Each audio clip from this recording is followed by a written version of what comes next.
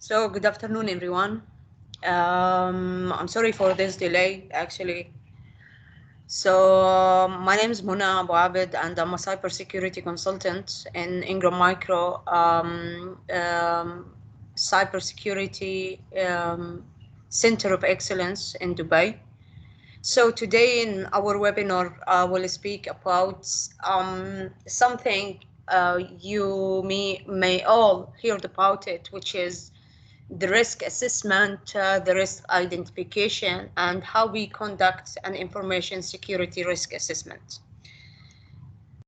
So in my webinar today, I will speak about what is risk and what is the risk management, and then what is the risk management cycle, the risk management identification, primary sources of risk items, what is risk assessment, how to assess the risk, and also risk assessment techniques, methods of risk assessment, who's responsible in risk assessment practices and related benefits.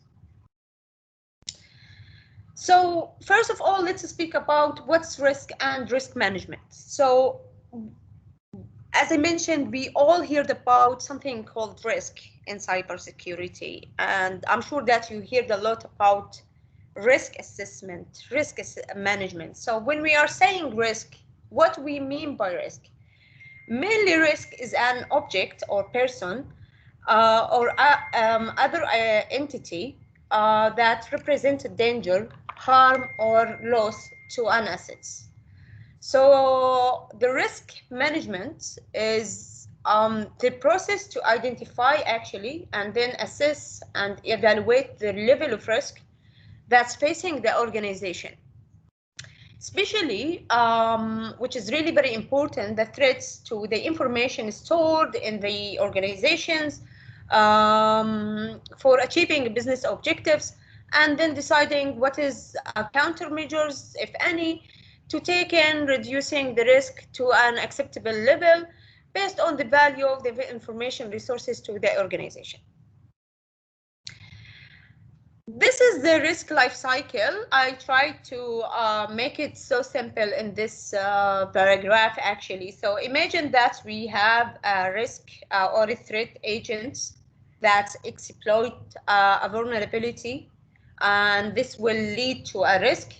And of course, this risk can damage the assets, and this will cause an exposure.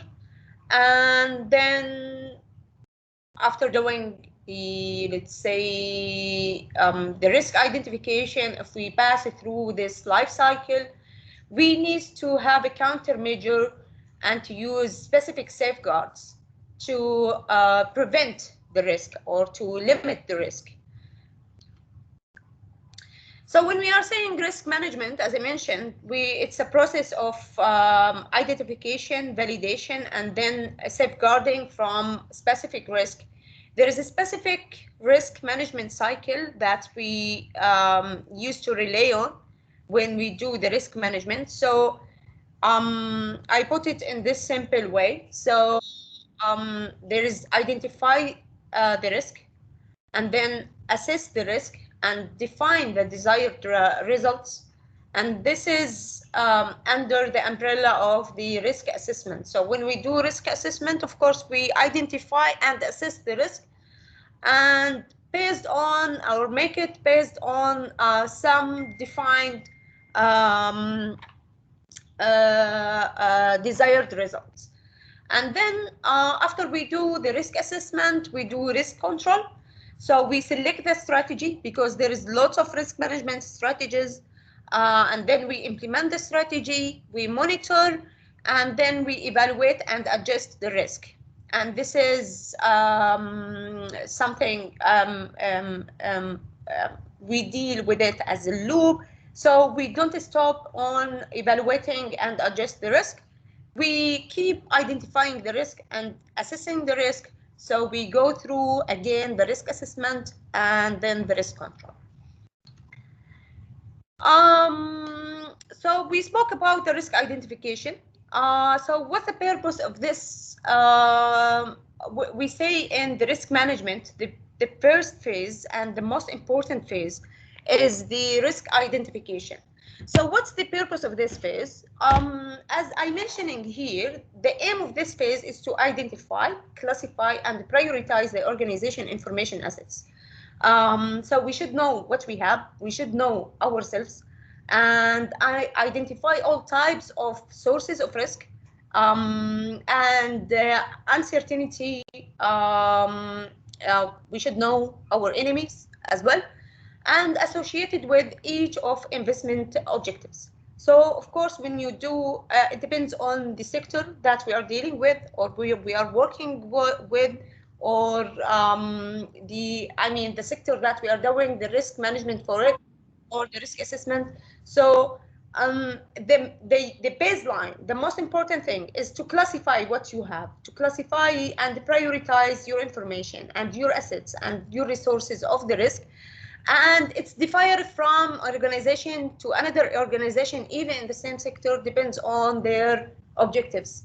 Okay, so as it's a baseline, so it's a crucial phase. If you didn't identify well the sources of the risks, and you prioritize and you classify, you identify well, and if the risk is not identified, it cannot be evaluated or managed. And this makes sense, right? When we say information assets, so let's look at the picture from a high or a top view. So when we are saying information assets, what's the components? Of course, we are speaking about the people. So those people, maybe they are employees or non-employees. And then we need to classify the employees to authorized staff and other staff which might not be authorized. And the non-employees, people at trusted organizations or guests or strangers. So, and the second thing is the procedures. So we have standard procedures and sensitive procedures. And then the data. So you need to check all kinds of data which you are storing. So data in storage and under process and in transmission as well. And then the software and the hardware that the organization have. So under the software, you need to classify your applications, operating systems, and security components. And under the hardware, of course, you need to classify or identify your system devices and your network devices as well. So we spoke about the risk management, and the first phase, which we said it's crucial phase, which is the risk identification. So what's the primary sources of risk items? The first source is human threats. So when we are saying human threats, for example, network-based attacks, virus infections, and unauthorized access. And then the second factor is the environmental threats, which is the power failures. And the third one is the outside and natural threats, such as the earthquakes and the floods. So what we are doing in the risk assessments, what's the risk assessment? So when we are saying we need to assess the risk, we spoke about identifying the risk, and we said it's the process of categorizing or put the sources of the risk under specific category, and you need to categorize your assets, which is in the components. And we saw what is the information security components actually, and how the simplest way to classify them to be able to see the source of the risk. So if we pass through all of these steps, then we need to do something called risk assessment. So what's the risk assessment? So Assessing the risk is the process of determining the likelihood of the threats being exercised against the vulnerability and resulting the impact. So we have likelihood of happening, and we have vulnerability, and then what's the impact if this, let's say, vulnerability happened, with the likelihood high or low, high or low. So we need to actually list the likelihood.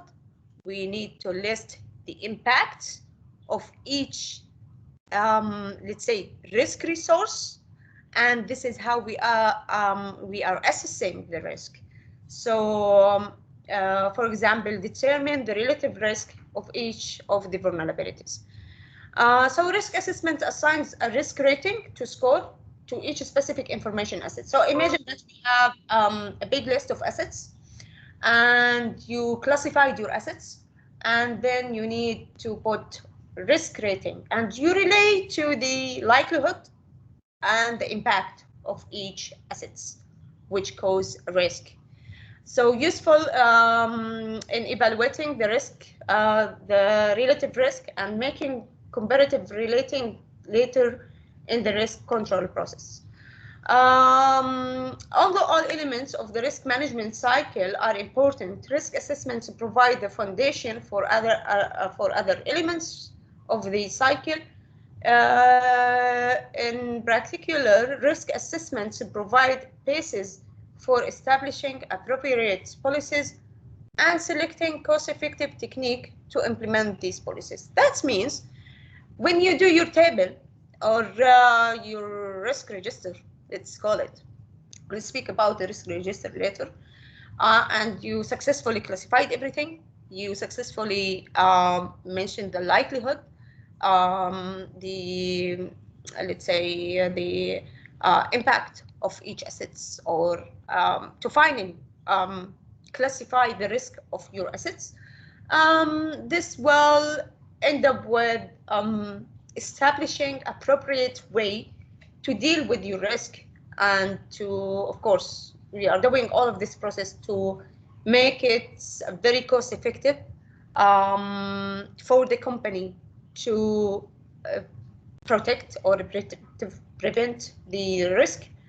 So putting it all in one table will find the cost-effective technique to implement the policies related to these assets to prevent or let's say to avoid such risk. So what's the risk methods, assessment methods? As we said, the first crucial phase is the risk identification, then risk estimation, then we need to do something called risk evaluation and risk treatment, and finally risk acceptance. Because whatever the company was trying to always list all the risk, trying to implement the needed remediation steps, let's say, to close the gaps, to avoid such risk, there is some points and some assets, let's call it, that you cannot avoid the risk. So you need somehow to accept the risk, but accept it in a way that's you put all the countermeasures actually to not have any impact to your business.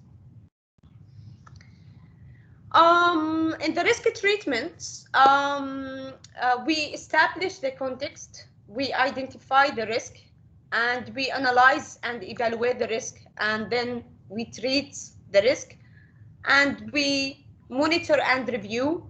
And this is like a cycle. So you never stop monitoring and reviewing the risk, and you keep always establishing the context, because you know cybersecurity is something very dynamic. So just identifying the risk one time will never help. So you need to keep identifying the risk. You need to keep analyzing and evaluating the risk. You need to keep treating the risk. It's something continuous. So there is some risk treatments or risk assessment techniques. So the first technique is quantitative risk assessment. So in the quantitative risk assessment, it estimates the values of the information systems component, such as the information systems, the business processes, recovery cost, and so on. And the risk can be measured in terms of direct and indirect cost based on the likelihood that a damaging event will occur, the cost of potential losses, and the cost of mitigation action that could be taken. And the second technique is qualitative risk assessment. So this approach can be taken by defining risk in more subjective and general terms, such as high, medium, and low. And I'm sure that the people who was working on the risk assessment and the risk register and um, even the gap analysis, they know more what's the qualitative risk assessment. So they always saying this high, medium, low categorization in their risk register. So in this regard, the qualitative assessment depends more on the expertise, experience, and judgment of those conducting the assessment. So if I'm doing the assessment and as per my experience, I need to define this risk by medium, then I can add it to the risk register or identify this risk as a medium based on my experience. So the qualitative is not relying on the cost, it's not relying that much on the likelihood like the one which is in the quantitative risk assessment. So the qualitative risk assessment typically gives a risk results, as I mentioned, like high, medium, and low, or high, moderate, and low. However, providing the impact and likelihood definition table and the description of the impact, it's very important to communicate the assessment to the organization management. The third one is like a combination actually between quantitative and qualitative. So it's also possible to use a combination of the quantitative and the qualitative method. So quantitative risk measurement is the standard way of measuring risk in many fields, such as insurance, but it's not commonly used to measure risk in information systems. And that's why maybe the people who are working in the information security or on IT, they know more this risk assessment, which is built, as I mentioned, in the severity level, like high, low, and medium, and so on. Now, how we can assess the risk. So we spoke about risk identification, right? Which is, we said it's very crucial. So how we identify or how we assess the risk. So when we are saying assess the risk, what are the components actually?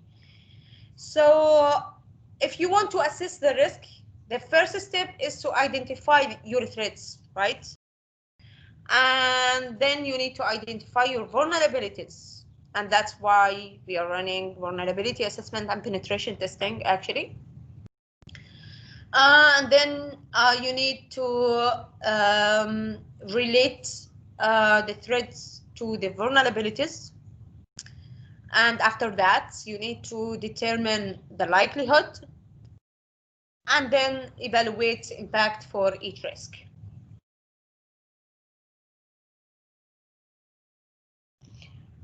So imagine this scenario, which I put in my slide here. So as you can see here in this, let's say, design, if we will start from the left, there is hackers. They are trying to breach web servers in the DMZ. So we have external attacks or external threats, right? And then we have in the middle, the administrators, let's say, who are the DBAs. So we have internal attacks, right? So we have external attacks now, and we have internal attacks. And then it will come the employees who are accessing maybe the application, the database servers, accessing the web servers, accessing all the entities or the systems in their company. So there might be internal misuse, right? And if there is any company or the company is dealing with the third parties, there is a possibility of external misuse as well by the third parties, right? And also external failures. And also in the same company, they might have processes failures in their back-end systems. So this is how we need to imagine the factors actually of the risk. So there is also and always, which is really very crucial for any company, who are the employees causing the internal attacks or the internal misuse or the internal risk. So we always, when we are doing the risk assessment, we always um, make sure that all the countermeasures, all the policies and procedures are applied to avoid such internal misuse, because always the internal attacks and the internal misuse are more crucial to the company than the external attacks or external misuse or the external failures. So this is how we are identifying the threats, or we need to imagine that we are identifying the threats, right? Then identifying the vulnerabilities. So I'm sure that you heard about this, let's say, terminology, which is the vulnerability. So what is the vulnerability? When we are saying that the company has so many vulnerabilities, what do we mean actually? So, and how each of the threats that are possible or likely could be, let's say, uh, preparated and list the organization assets and their vulnerabilities. So there is different methodologies for identifying the vulnerabilities. Um, the first one, which is the most basic one, which is to start with commonly available vulnerability lists. So if some companies, they still don't have this let's say vulnerability management tool, or they are not using third party to run vulnerability assessment for them. So how they are identifying their vulnerabilities?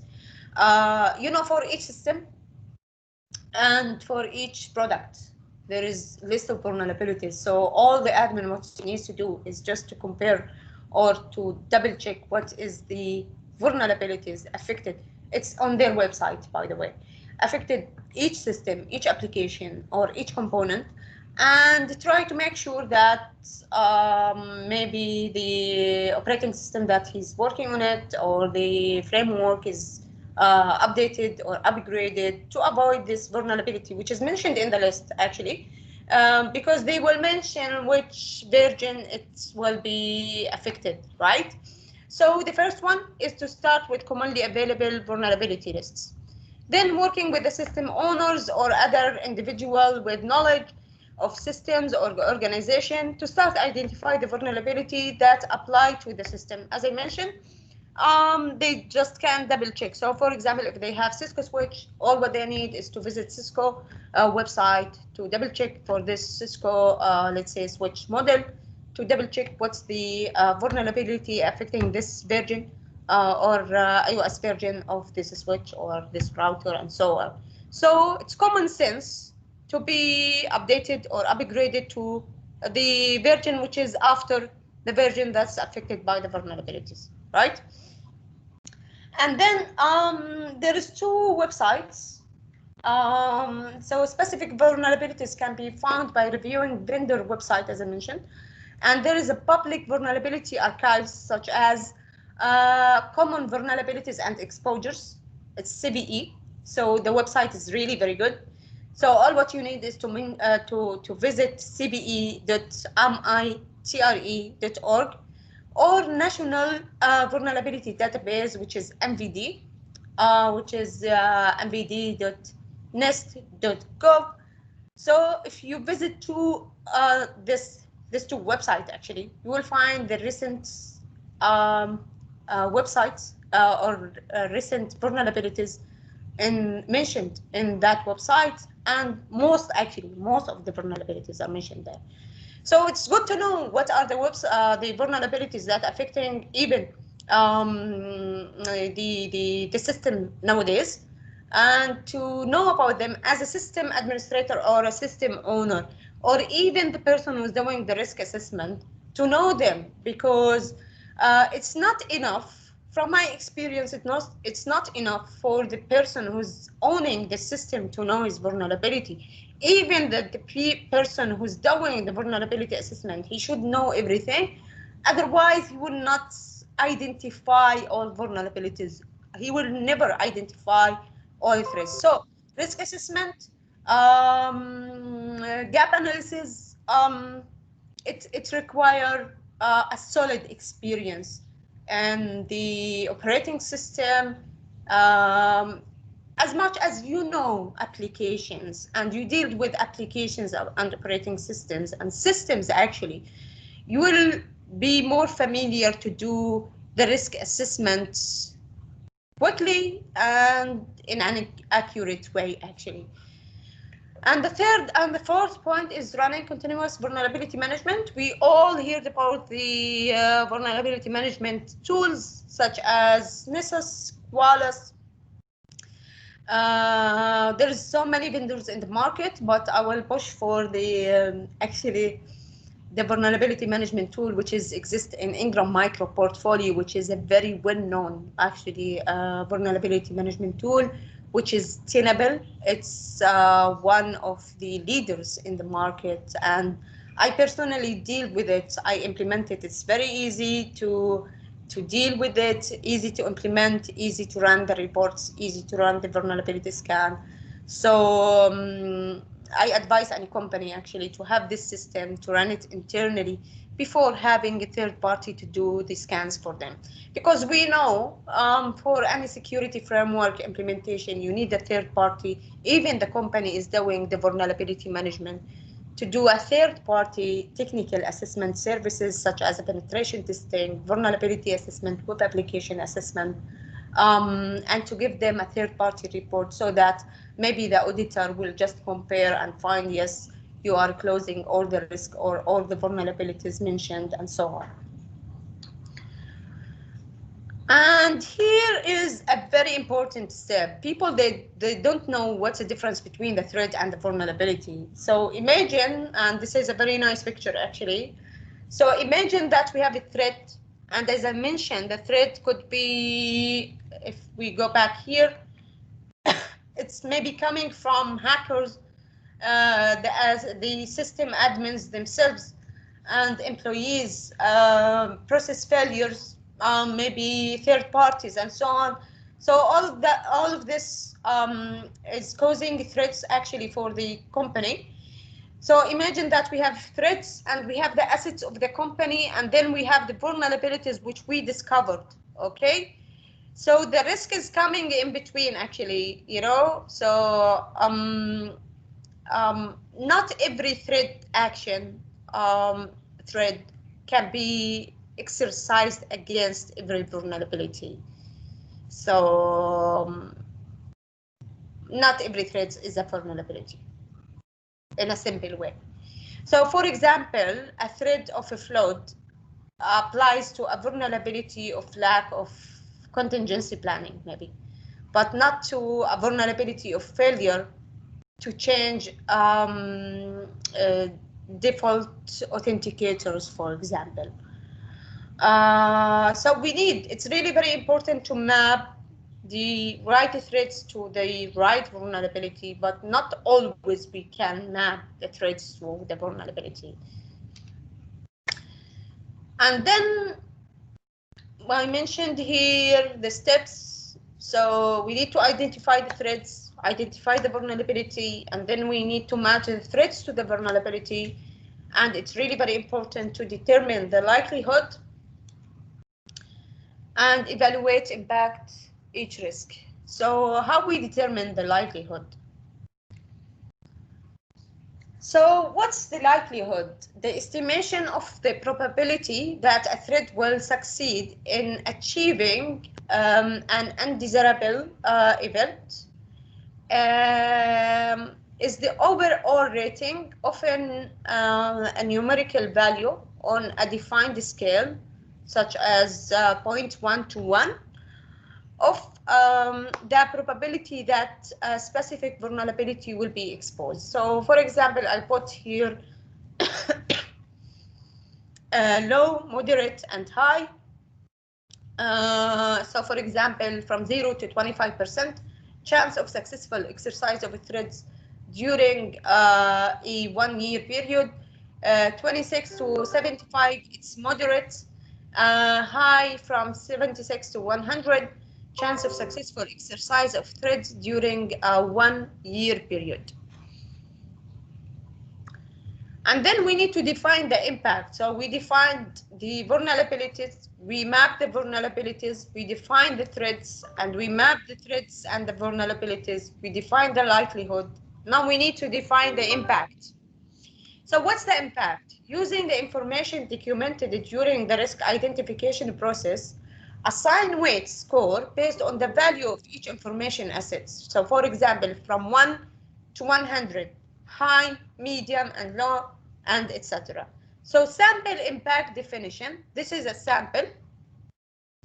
So for example, we put low, moderate, and high. So I used confidentiality, integrity, and availability. So for example, this is just an example, okay? So for low, loss of confidentiality leads to a limit effect of the organization. This is just an example. Integrity, limited effect to the organization. So it's low. If it's serious effects for a confidentiality, I call it moderate. If it's severe effect, I call it high. Maybe someone else will call it critical or crucial, high, medium, and low. Okay? But you need to define the impact before even starting the risk assessment. So this is another example of organizational effects. So type of effects, limited effects, serious effects, severe effects, then effect of mission capability, financial loss or damage to organization assets, effect of a human life, and so on. So this is just an example to show you how we are doing the impact, or we define the impact. Because it's really very important to map even the impact to the likelihood, so that you will have a real accurate risk assessment document as a final stage of your risk assessment or your risk management processes that you pass through. This is the sample risk determination matrix. So you need now to map the likelihood with the impacts. So depend on the category of the risk assessment document. So for example, high, with high it will be high, high with low it will be moderate. It depends on what you are assessing exactly. Some common risk assessment methodologies. The following methodologies and tools were developed for managing risk in information security. So I'm sure that you heard about National Institute of Standards and Technologies, which is NIST technology, and there is so many other methodologies like RiskWatch, Cobra as well. So people, they use different methodologies to run the risk assessment, but the most common or familiar methodology here in GCC is the NIST, or sometimes they are following the ISR for Dubai. So just to give you an overview of the National Institute of Standard and Technology, which is NIST. So NIST framework, it will have 5 pillars: identify, protect, detect, respond, and recover. And I'm sure that most of you heard about it. And here, you heard about ISO 27K risk assessment also. So there is just an overview of the 5 steps to an effective ISO 27K risk assessment. So the first step is to establish a risk management framework. And the second one is to analyze risk. The third one, to identify, evaluate, and select a treatment option. So to be honest, as been my experience working with so many frameworks, the risk assessment, let's say, steps, they are almost the same. So the most important is to identify, analyze, evaluate, map the things to each other, which is the threats. And as I mentioned, the threats and the vulnerabilities, you identify your way of likelihood and the impact, and then you select the risk treatment options and create your create your risk treatment plan as well. Now, who's responsible in risk assessment? Risk assessment is carried out by a team or people who have knowledge of specific areas of business. It's responsibility of each community of interest to manage risk.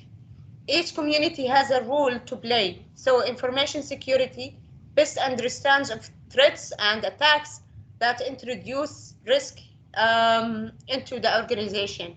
Management and users play a part in the early detection and response process. They also ensure sufficient resources are allocated.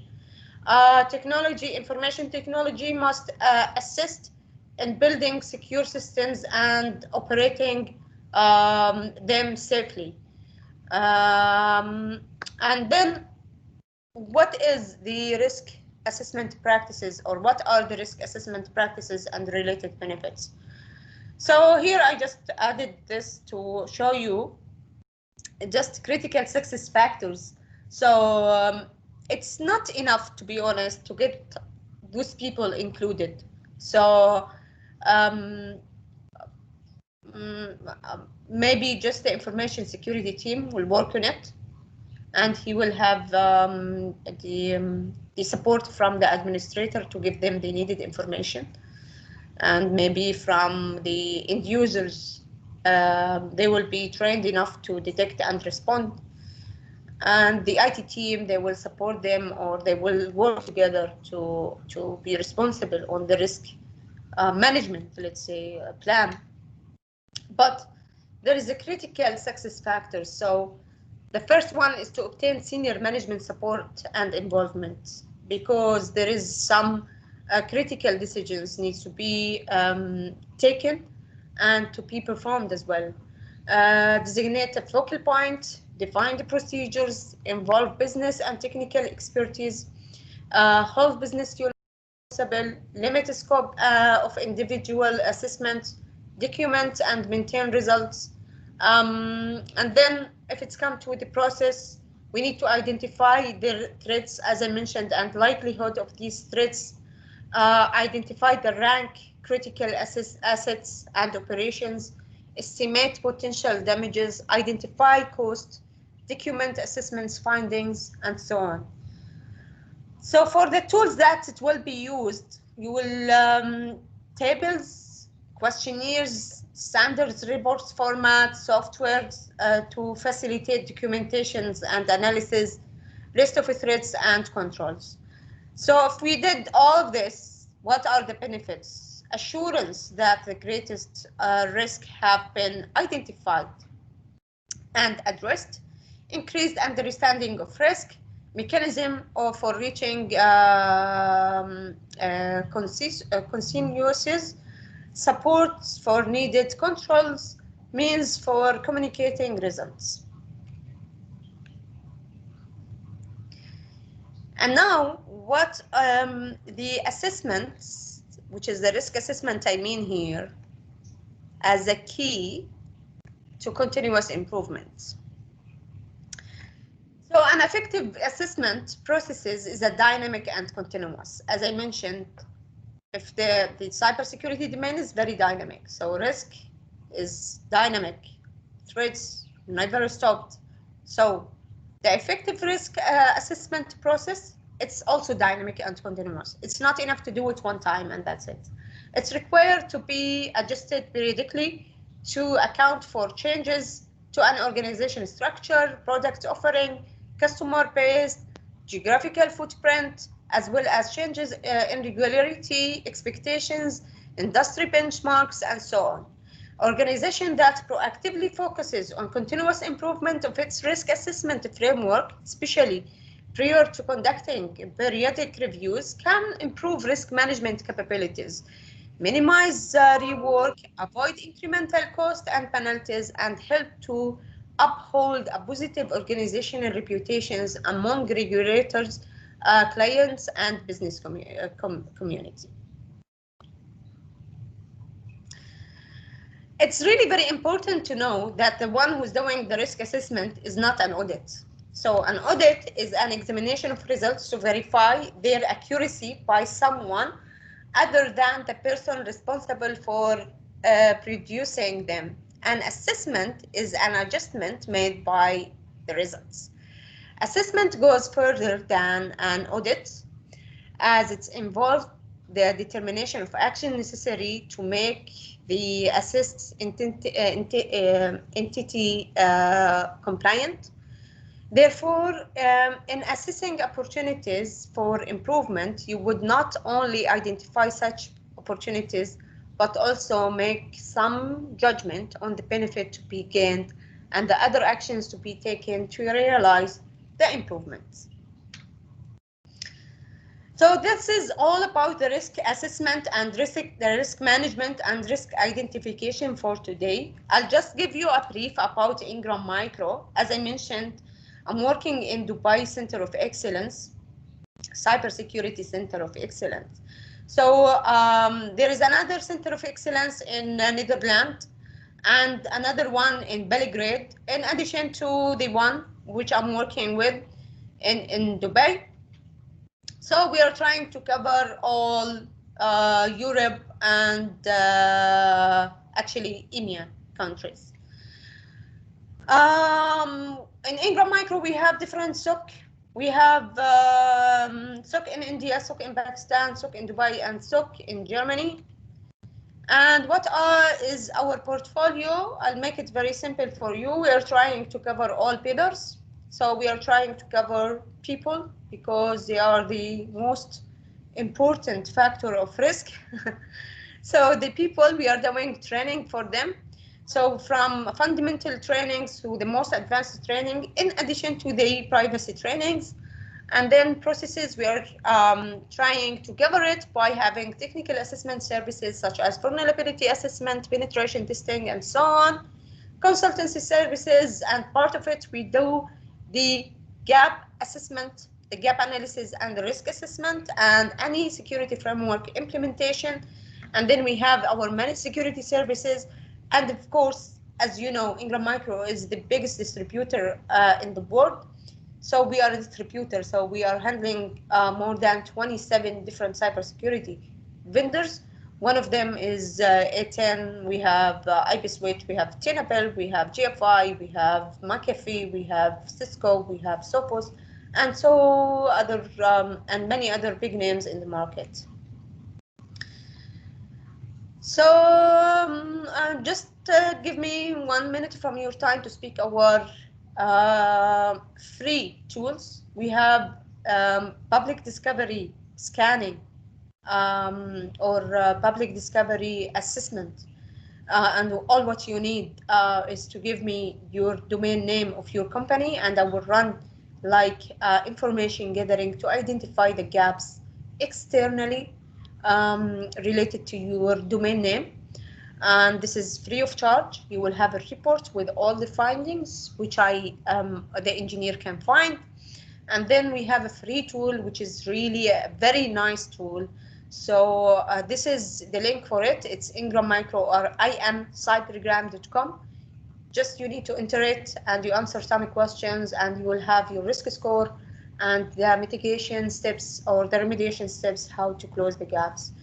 We have a virtual lab, so whatever you need to try as a product, the engineer from our side will prepare the lab for you, will give you credentials to try the product, to know the features of it, and so on. We do free training and security awareness videos, and we have Ingram Micro bundles. And that's it. Thank you so much. If you have any question, please let me know. I know that we are running out of the time, but I'll try to gather all the information, all of your questions, answer it separately, and send you the answer. Okay?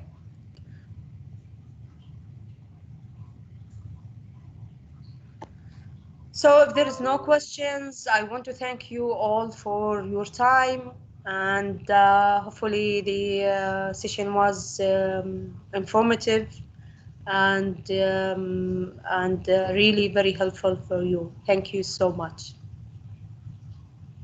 Thank you. If you have any question, I'll just write my email address. Please feel free to reach me. Feel free to ask for anything. I'm sorry, maybe the webinar was very high level. We didn't dig deep into the risk assessment, but we cannot explain everything in one session. Thank you so much. I'll just write my address and feel free, please, to send me any question.